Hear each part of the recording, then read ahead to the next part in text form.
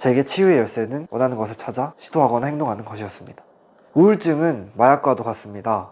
스스로 의지를 들여서 이겨내거나 빠져나오려고 노력하지 않는다면 결코 빠져나올 수 없습니다.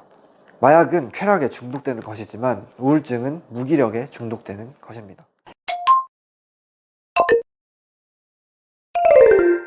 김기찬의 자기계발 스토리 제1편 절대 혼자 있지 말라입니다.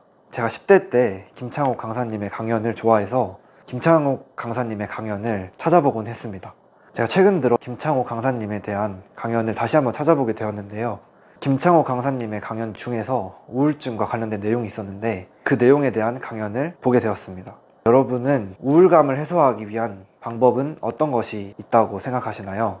김창옥 강사님께서 말씀해 주신 방법은 많은 이야기를 하는 것입니다. 주변의 친구들이나 사람들과 이야기를 많이 하는 것을 우울감 극복에 가장 좋다고 하셨는데요. 많은 이야기를 하는 것, 이것에 반대로 적용을 한다면 자기 이야기를 못하는 사람이 우울증에 걸리기 쉽다고 합니다. 자기 이야기를 못하는 사람에는 두 가지 사람이 있습니다. 첫째는 자존심이 강한 사람, 두 번째는 남에게 피해주기 싫은 사람. 이렇게 두 가지 유형의 사람이 있습니다. 저는 이 두 가지 모두 포함되는 사람이었습니다. 누구인 것 같으신가요? 김기찬. 20살 시절의 저입니다.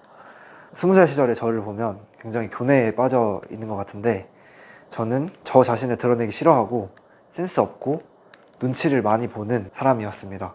이러한 저는 자연스럽게 우울증에 걸리게 되었는데요. 방금 제가 말씀드렸던 저의 특징을 봐서는 제가 우울증에 걸리는 건 필연적이었을지도 모릅니다.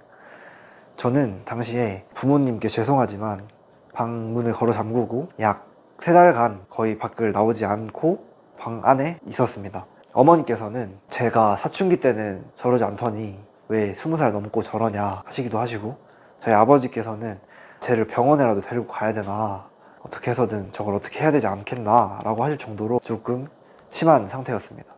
그렇다면 저는 왜 우울했을까요? 제가 우울했던 것에는 큰 이유가 없었습니다. 그냥 마음에 병이 들었기 때문이었습니다. 제가 마음에 병이 든 것은 앞에서 말씀드렸던 것처럼 소통이나 말을 많이 하는 것으로 해결하지 못했습니다. 왜냐하면 저는 말 자체를 단절하고 다른 사람들과 말하는 것을 피했습니다. 그렇다면 제가 우울증을 극복할 수 있었던 가장 효과적인 방법은 어떤 것이었을까요? 김창옥 강사님께서는 원하는 것을 해보거나 원하는 것을 찾으라고 강연을 이어가셨습니다.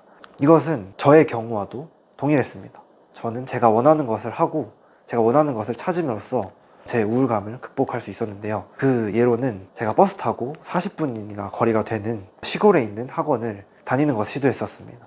그 학원에서 배울 수 있는 건 많이 있지 않았지만 그 학원까지 40분간 버스 타고 가는 것, 그리고 학원에서 뭔가 하는 것, 그것에 의의를 두고 왔다 갔다 했더니 자존감은 올라가고 우울감은 조금씩 줄어들기 시작했습니다. 거기에 더해서 저는 그동안 놓고 있었던 공부를 조금씩 시작했습니다.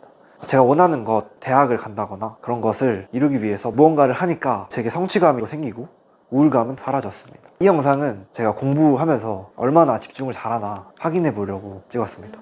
그리고 그 학원에서 만난 동생들과 누나, 친구들과 함께 베트남 여행을 같이 가보기도 하였습니다. 제 우울감을 해소시켜주는 건 시간 문제였습니다.